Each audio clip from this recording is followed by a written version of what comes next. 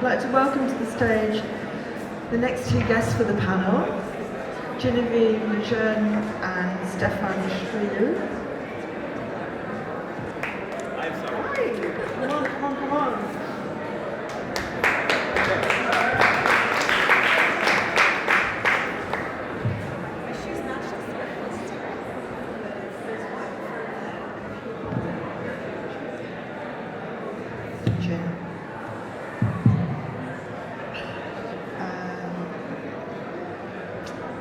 Lovely. So I would like to introduce the next panel, which is the digitalization of sex communities.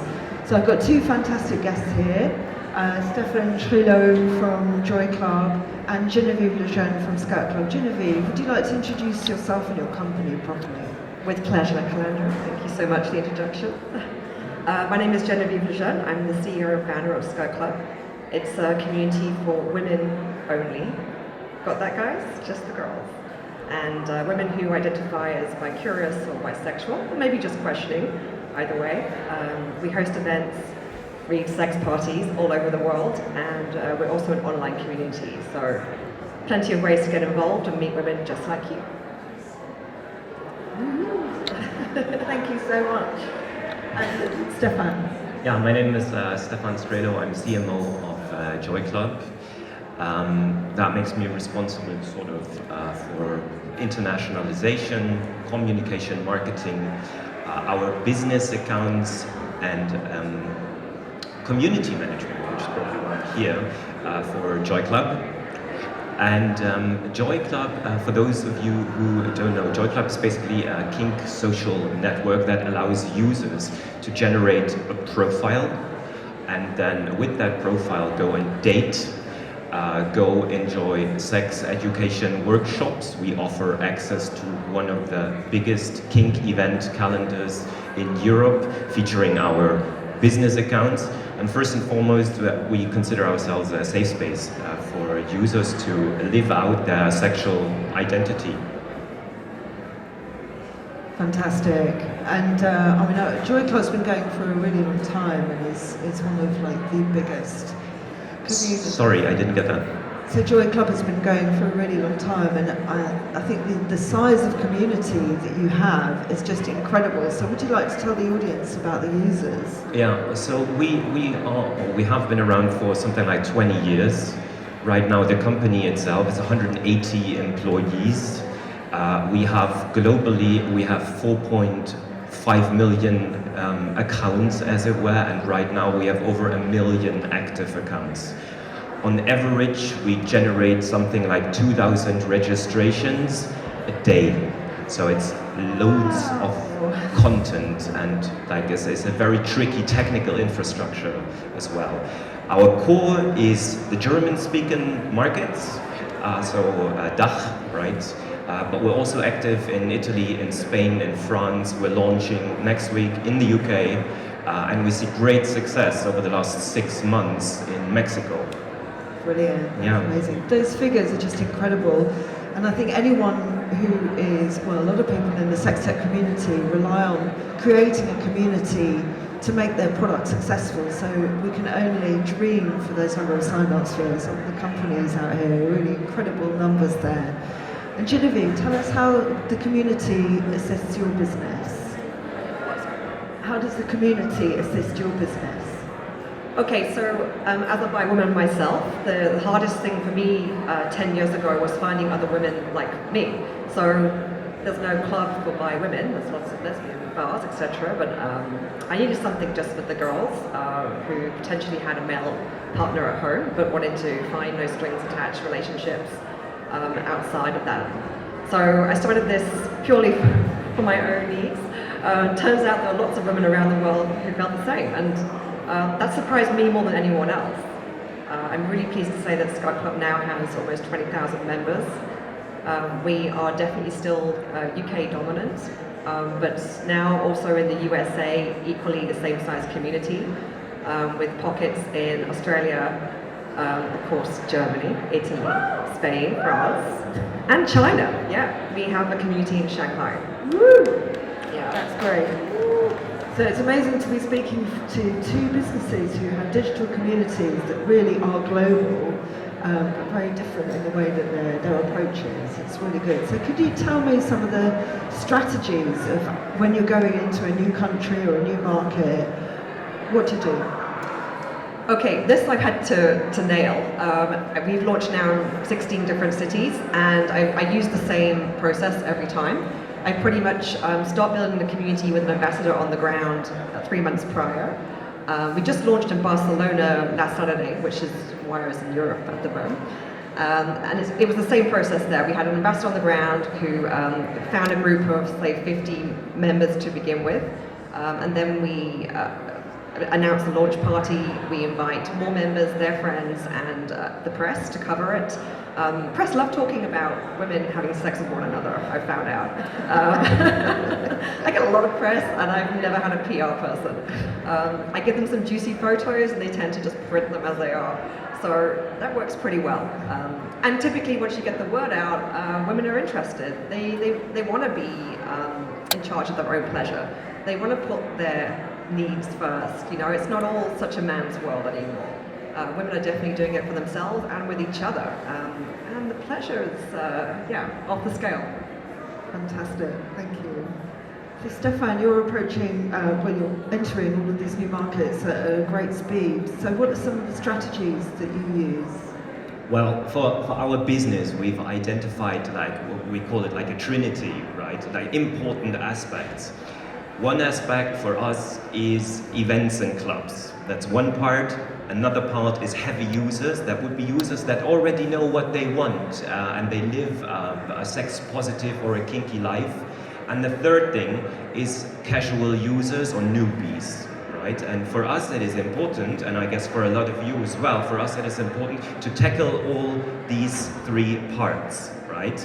And that is really difficult because it's like there's chicken and egg situations all over the place. Without that, you can't have that, but you need to have that in order to have that. And for us, what we've tried when we go into a market, we have a look at the market. Does it make sense? Okay, it makes sense. So what we need to do is we need to build up community. We need to get members. We have tried to reach out to certain authorities in the market, in the industry, businesses, clubs, organizers and stuff, but that just didn't work for us, right? We have to start with the actual users, and then basically that's what we do. We try to find influencers, authorities that have a say and that have a certain reach. We try to find out what is important for the user, what's the benefit for them to use our product, and that's always the same. It is going to events, meet other people, and then we, at the end of the day, we throw some marketing euros at it. Amazing, you make it sound so simple, right? Well, I mean, the difficult thing is finding the right things to do. Like Genevieve said, there are some things that just always work with PR, with press. There's some things that never work with influencers. You have to go and try. Sometimes you win, sometimes not so much. Yeah, great. Fantastic. And what about, because this is the digitalization of sex communities, so what do you think is the role of the in real life community? What is the relationship between the digital community and the in real life community? Is there one? Or is it separate? No, it absolutely is integrated. I know that my Skirt Club members join our website with the intention of coming to a party one day. That's the motivator and the driver. But they don't always make it. Life gets in the way. Either way, it doesn't matter because you get to meet other women just like you on the website, and I think they see that that's perfectly just as nice. Yeah, fantastic. Yeah, for us it's the same. It's absolutely intertwined. So it's the same thing. We have a lot of groups and communities within the community, but they always meet in real life as well. So it's just sometimes the first contact is in a club or at a meeting or whatsoever, and then it is prolonged digitally, so that's a means of staying in contact, as it were. But but it never really works alone in itself, the digital stuff, at least for us, for that sort of community with a purpose, because this is one of our USPs, is like sexual adventures, and eventually that means meeting other people and have sex. Woohoo! That's it, right? Pleasure, that's the goal. And what have been some of the challenges about managing those digital sex communities?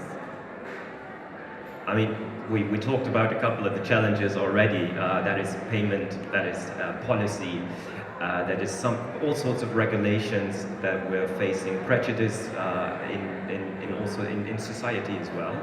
We do see that. And when it comes to the community itself, in terms of community management, it is maintaining that community. But as I said before, we generate 2,000 registrations a day, but that's only that's only 30% of the way. Now we have to transform these registrations into active members. They need to contribute content. They need to reach out. They need to use the platform, and doing that, they generate added value to other members as well. And when we do this in a good way, that means they are active members, they contribute, and they stay, right? And that's a big challenge.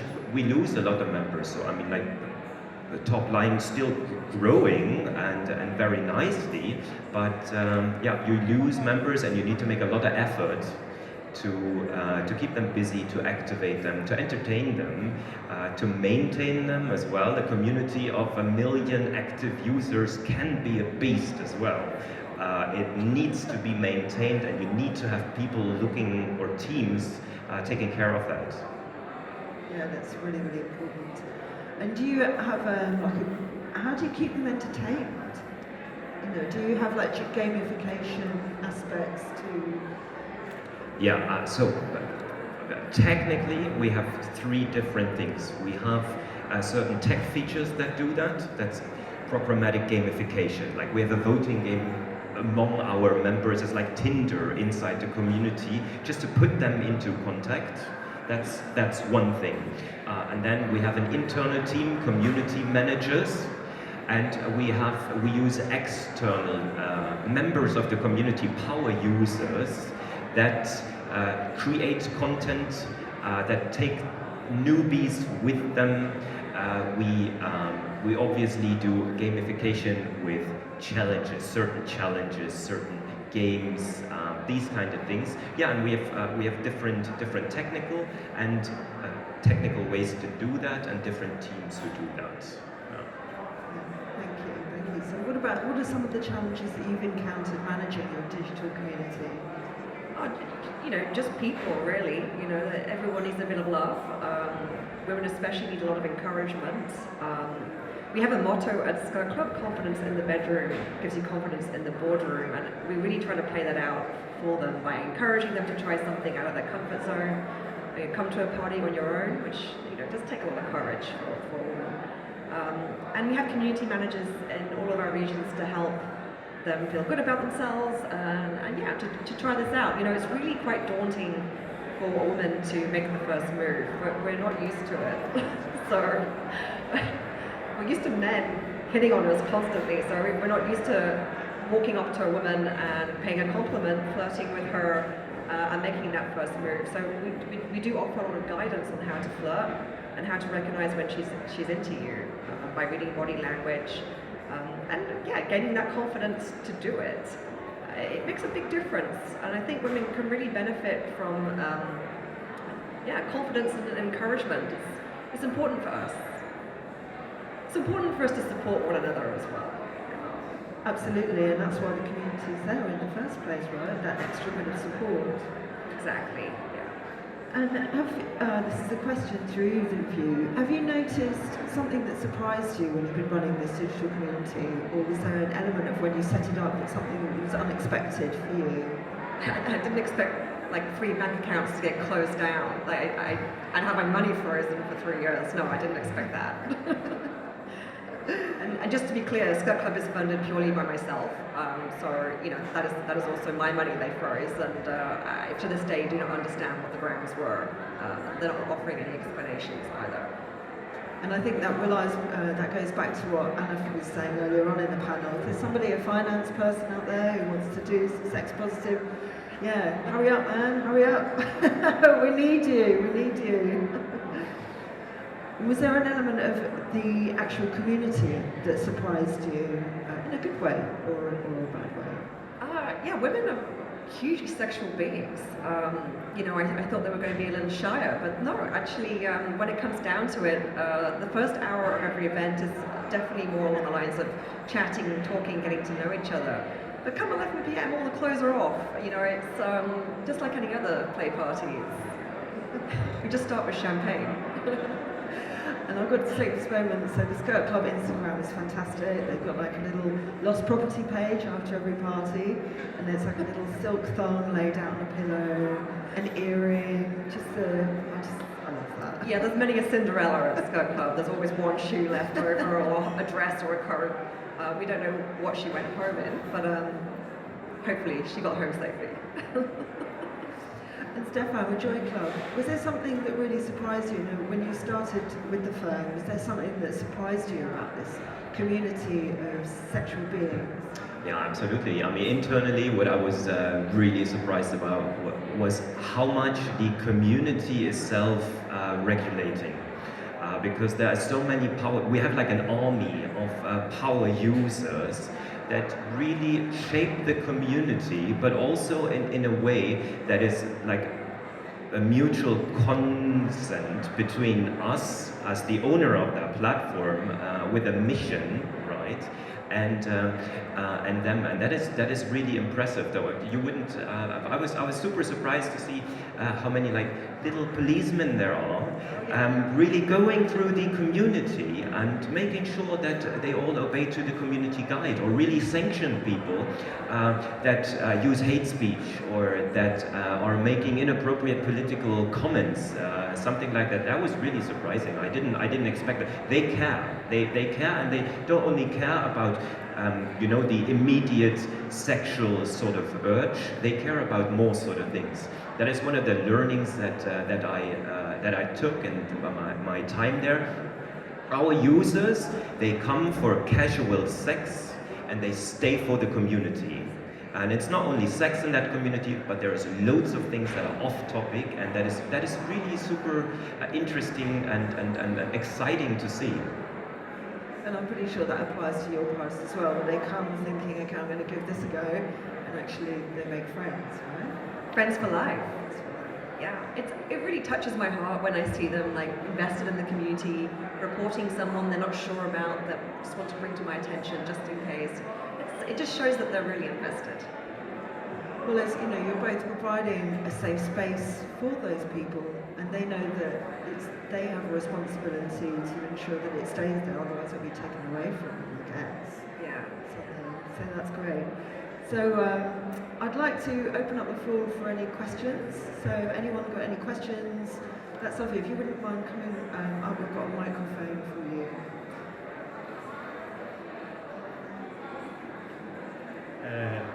Hi, I'm Emilio.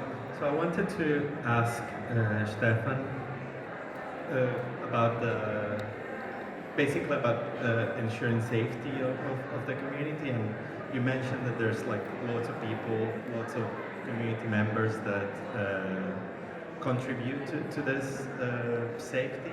But how does that happen when the community grows? Is this how do you ensure safer spaces, and have there been any major challenges and times that the company has had to enforce safety rules or change safety rules because an influx of users have disturbed the community? Well, fortunately not yet. There was no like major incidents where we had to open up the whole company due to like sort of like criminal investigation or something. If someone comes along and something happens, I mean, there is no way to avoid that 100%, right?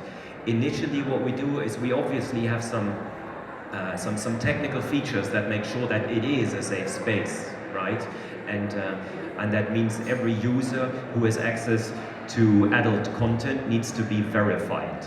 Okay, so you need to verify your account. It's anonymous, but it's still a verification process where internally we look at this account and say, okay, it looks legit, so you can come on board. And that has, for now, kept most of all these worries from that area kept at bay. And then initially, from when this community grows, we have internal people looking at the interaction that is taking place, and it's usually like that you find people that are more invested into the cause than others, and you reach out to them, right? We invite them, we talk to them, we explain what our sex positive mission is and what sort of community we would like to build, and typically they're along right away. And then, yeah, we see that we grow this sort of group of internal influencers. And we also sometimes provide them with certain powers, as it were, technical powers that other standard users don't have, so they can make sure that they, well, basically scape the community in the way we would like to and make sure that it's safe. Thank you, Stephan. And Genevieve, have you ever come across a time when you've had to be more rigorous in your policing of the community? Women generally are very nice, so we don't have too many problems. You know, but yeah, look, there's a report function on our website if something doesn't seem right, which we always investigate. But generally, it's fine. I mean, the worst thing that's ever happened once was a catfish account, like some guy was pretending to be a girl. Like, and that doesn't happen. I mean, that happened twice in 9 years. So you know, it's fine generally. Yeah. Thank you. And do we have any other questions? Thank you. Hi, I'm a disability sex coach and partner surrogate, and once I've been working with a client for a while, I like to try to involve them in the sex positive community, and I send them to various different events and workshops, but many of them aren't wheelchair accessible, or they don't cater for disability, especially complex needs. And even if they do, the other participants don't know how to interact with someone with quite a severe disability, because it's quite scary and you have to be pushed out of your comfort zone, especially if the client's non-verbal. What do you do to help support the disability community to access your events? Thank you. Fantastic question. Genevieve. Well, I can talk to that very nicely, actually, because just last week an article was published in Stylist magazine in the UK by one of our members, Rachel, who has a crippling arthritis. She uses sticks to walk. She's not in a wheelchair, but she. I mean, I didn't know this. She wrote it and said she has some of the best sex of her life at our events. That she managed to, find orgasm at every party, and typically hadn't got in the way, which I was really pleased to hear about, because I can imagine it's not easy. There's a lot to overcome there. Thank you. And what a fantastic testimonial, right? Yeah, I was really pleased. Yeah, maybe just as an example, we have this. I met this guy. He's a German. He's 28 years old. He is an American football player, but he's in a wheelchair, and he's a community member as well. And he is a power streamer, so he uses our streaming functionality to stream him. To talk about his disability, and also he streams himself having sex with his girlfriend. So we used this as an example to obviously open groups, to tap in all the groups that we have around that topic, just to give it some audience, as it were, and some recognition as well. And yeah, that's typically what we do when we see it, and our community members see when that happens, just to showcase. And I think that would be one of the examples what we can do, and how digital communities can be used to support that sort of cause. So one thing that I hear is that you can definitely spotlight those communities which reflect the inclusivity and make it more attractive to the people who themselves have issues and are disabled. So is that you? Are we doing all right? Yeah, thumbs up. Great. Thank you. One more question. Thank you. Hi, I'm also I'm a sex tech founder. I've created a community centered around oral pleasure.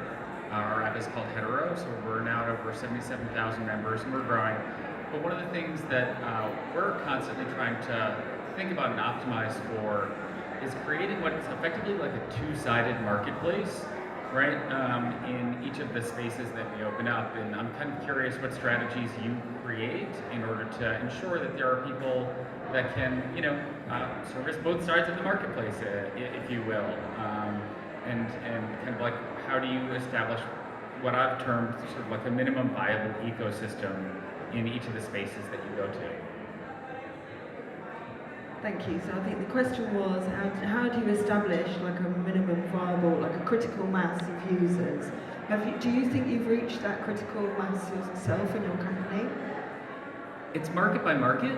So we started in New York City, and so certainly we have there. And then over the course of this summer, we've gone out to Atlanta, San Francisco, Chicago, and New Orleans. So I'd say in each of those cities we have, but we're a global platform. So we have to think through, someone comes on in Berlin, we're certainly not there yet. So that's one of the challenges that we're facing. And trying to think about how to do that strategically is something I'm thinking a lot about, and I'd love to hear some guidance. Thank you. It's like $1 million question. I don't know the answer. So what we try is basically we try, right? So before we do certain monetization efforts in a new market where we build up a community, what we try is we make sure the community that we build that they are in a certain geo. So if we take the Spanish market, we focus on Madrid and Barcelona, and we grew community there just to make sure that when they open their phone and they see this radar of members that are around, that something is happening and that they don't have to travel 800 kilometers in order to find someone, because then there is no added value, right? And apart from that, there is no, I mean, the ecosystem is there, right? We know there is a target audience, but how to define whether it is balanced or not, or it's the right time to monetize, try and error for us. I've got some key indicators I look for when opening a new market. I'll use Chicago as a really good example of a market that we abandoned. Because I looked in the press, there was just nothing written about sex. And not one journalist wanted to talk to us. So I just recognized there and then it was going to be a lost leader. So I just said goodbye. But so is Chicago. Yeah, sorry. You're lost. But other cities which I'm not sure about still, like Milan, where it's still very conservative, but there's definitely a demand. It's just going to take a long time for that to come to fruition. It's still worth the investment. I just know to take it slowly. It's all about culture, ultimately. Brilliant. Thank you so much. So I'd like to just take a moment, guys, if you've been taking any photos, upload them to your social media, use the hashtag SXTech2022 and tag us if you can. But please get on there and tweet us. So I'd like to thank you so much, Genevieve and Stephan. That's been just a great chat. So thank you very much. Thank you. Thank you.